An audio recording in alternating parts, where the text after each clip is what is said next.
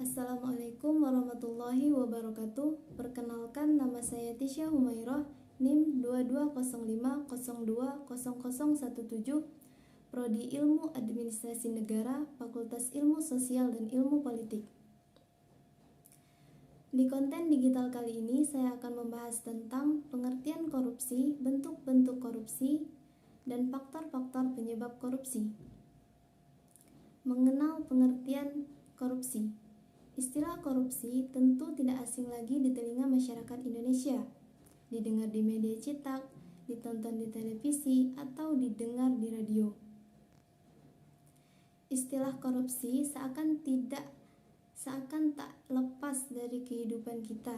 Tentu bukan hal yang patut untuk dibanggakan. Pengertian korupsi.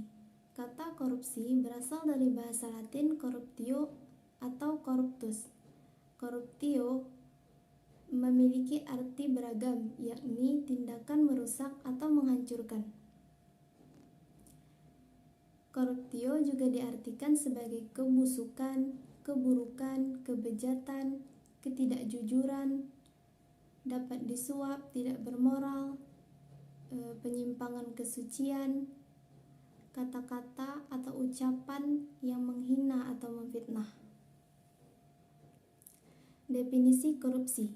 Korupsi adalah tindakan yang dilakukan oleh pejabat publik di mana mereka menyalahgunakan kepercayaan publik yang dikuasakan kepada mereka untuk mendapatkan keuntungan sepihak. Lanjut, bentuk-bentuk korupsi. Ada 7 bentuk tipikor korupsi. 1. Merugikan keuangan negara.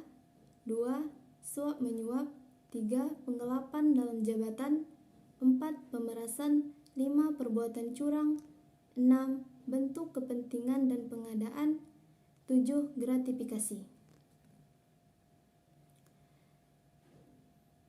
Contoh merugikan keuangan negara adalah misalnya mobil dinas yang disediakan untuk keperluan pekerjaan pribadi negara justru digunakan untuk kepentingan pribadi dan keluarganya. Selanjutnya, suap menyuap. Kasus suap menyuap bisa kita katakan populer atau paling sering terjadi. Suap menyuap biasanya dilakukan sebagai upaya memuluskan kebutuhan si penyuap, memberi sejumlah uang. Contoh kasus suap yang hampir kita temui di jalan adalah para pelanggan lalu lintas yang memberi sejumlah uang kepada polisi agar lolos dari hukuman. Ketiga, penggelapan dalam jabatan. Perilaku tindak korupsi ini adalah mereka yang memiliki jabatan tertentu dan melakukan tindakan penggelapan uang atau dominan berharga lain yang menguntungkan dirinya. Contoh yang sering terjadi di sekitar kita adalah menggunakan kwitansi kosong agar nominal yang di dalamnya dapat direkayasa oleh si pelaku. Yang keempat, pemerasan. Pemerasan merupakan perbuatan pihak yang menyalahgunakan kekuasaannya untuk memaksa orang lain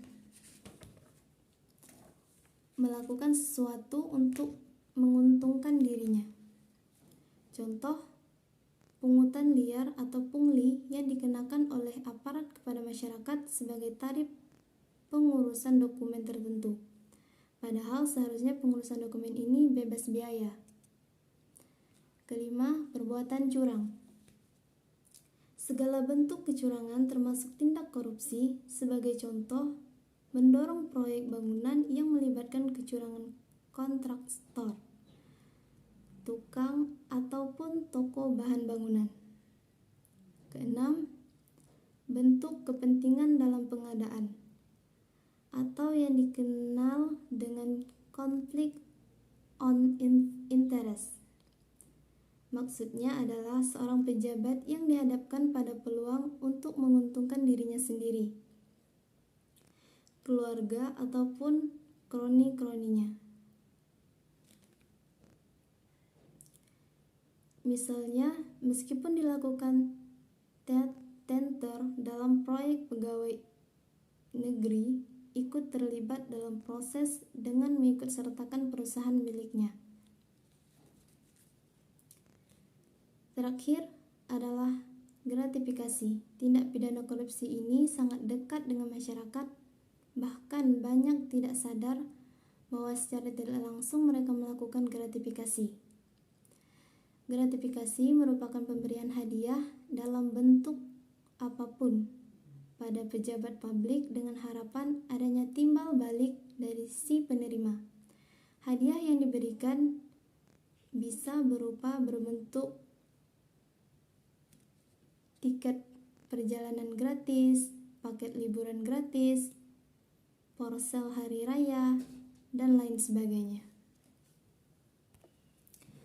Bentuk-bentuk korupsi menurut beberapa ahli, salah satunya Robert C. Brock dan Syed Hussein Alatas.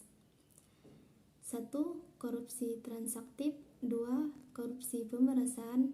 3. Korupsi definitif. 4. Korupsi investasi. 5. Korupsi perkerabatan atau nepotisme. 6. Korupsi otogenik. 7. Korupsi dukungan. Kita lanjut, faktor-faktor penyebab korupsi. Sebagaimana kita ketahui bersama, korupsi adalah kejahatan yang luar biasa. Kenapa disebut luar biasa? Antara lain karena setiap orang berpotensi melakukan korupsi jika dia tidak berhati-hati. Perilaku korupsi terjadi karena sikap mental materialistik dan konsumtif di masyarakat, serta sistem sosial dan politik yang masih mendewakan materi. Perilaku korupsi dipicu oleh faktor internal atau faktor dari dalam diri individu dan faktor eksternal atau faktor dari luar diri individu. Faktor internal terdiri dari dua aspek, yaitu aspek individu dan aspek sosial. Sedangkan faktor eksternal terdiri dari aspek masyarakat terhadap korupsi, aspek ekonomi, aspek politik, dan aspek organisasi. Kita bahas yang pertama dari faktor internal, yaitu aspek individu. Apa yang disebut dengan aspek individu antara lain adalah sikap sifatnya yang tamak, kemudian moral yang kurang kuat atau lebih lemahnya moral, kemudian gaya hidup yang konsumtif. Faktor internal yang kedua adalah aspek sosial. Perilaku korup dapat terjadi karena dorongan perilaku keluarga atau orang-orang yang dianggap signifikan buat dirinya. Kaum behavioristik mengatakan bahwa lingkungan keluarga yang secara kuat dapat memberikan dorongan bagi orang untuk melakukan korupsi. Bahkan, ini bisa mengalahkan sifat baik yang dimiliki oleh seseorang tersebut. Lingkungan keluarga ataupun lingkungan orang-orang terdekat ini justru mendorong seseorang untuk menyalahgunakan kekuasaannya. Kita akan bahas selanjutnya tentang faktor eksternal.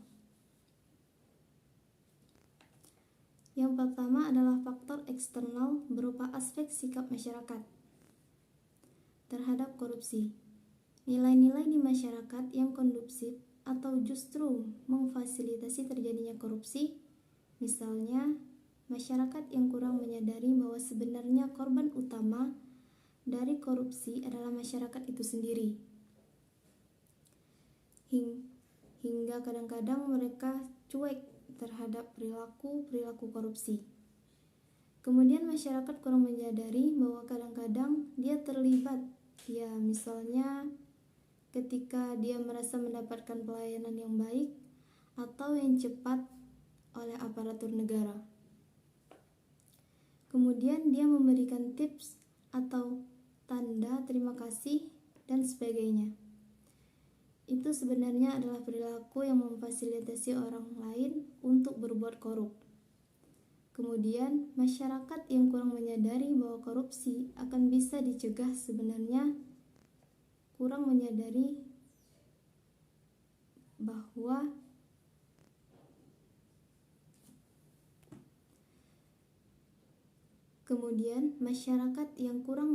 bahwa korupsi akan bisa dicegah sebenarnya dan diberantas bila masyarakat semua di seluruh lapisan masyarakat itu secara aktif dalam agenda pencegahan dan pemberantasan korupsi.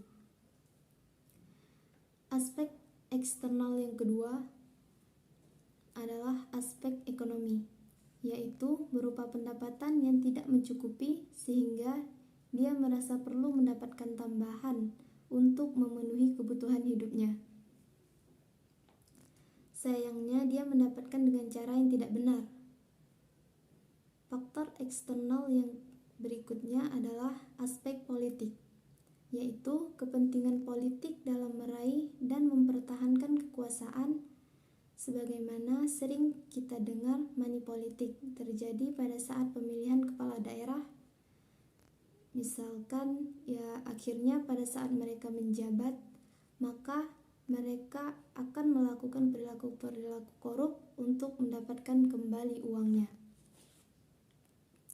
Aspek selanjutnya dari faktor eksternal adalah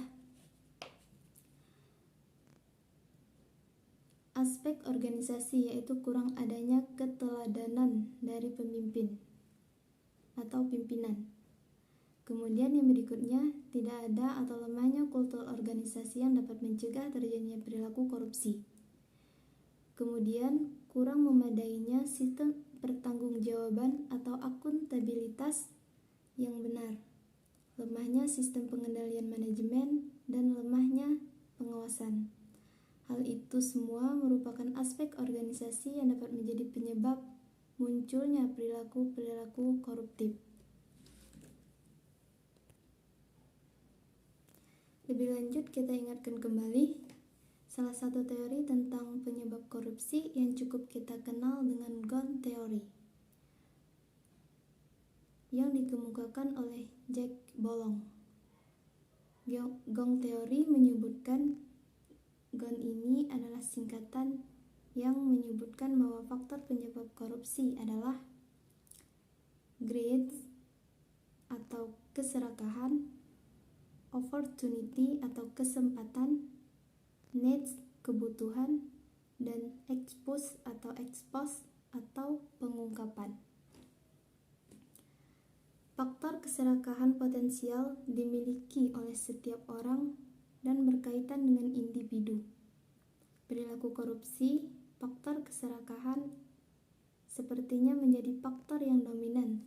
Terbukti dari banyaknya para koruptor yang tertangkap adalah orang-orang yang banyak yang sebenarnya yang sudah sangat berkecukupan. Yang kedua adalah faktor kesempatan. Faktor kesempatan atau tadi opportunity ini berkaitan dengan keadaan organisasi, instansi atau masyarakat yang sedemikian rupa sehingga terbuka celah atau kesempatan bagi seseorang untuk melakukan kecurangan. Sayangnya, kadang-kadang kesempatan ini justru sengaja diciptakan oleh orang-orang yang menyalahgunakan kewenangan jabatannya. Sedangkan faktor kebutuhan atau needs berkaitan dengan faktor-faktor yang dibutuhkan individu untuk menunjang kehidupannya secara wajar.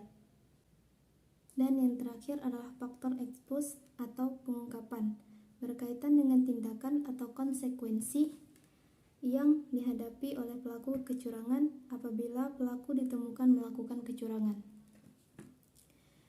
Dari semua yang kita bahas, semoga makin menambah wawasan kita yang akan membuat kita senantiasa berhati-hati agar tidak tergoda mendekati atau melakukannya.